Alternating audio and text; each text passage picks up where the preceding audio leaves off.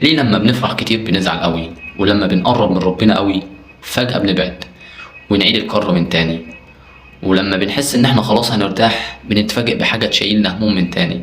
لما بتبقى النفسية خلاص هتتظبط يجي حد ويقولك لأ، لازم أعكنن عليك، يعصبك ويعكننك ويقلب مزاجك ويقلب المواجع عليك من تاني.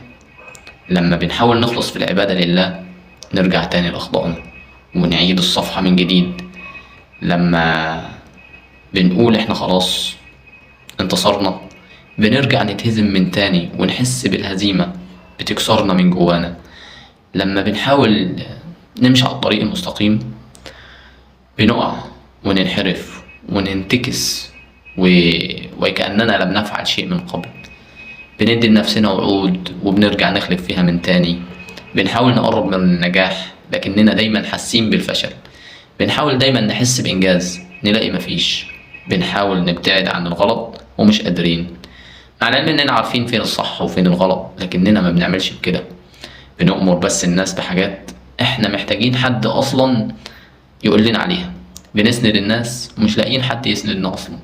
بنحل للناس مشاكلهم واحنا مش عارفين نحل مشاكلنا. بندور على الخير لكننا مش عارفين نوصل له، مع العلم ان طريق معروفة. خايفين من الموت لكننا مش عاملين حسابه. خايفين من الحساب والعقاب لكننا جوانا ما نحاسب عليه لسنوات.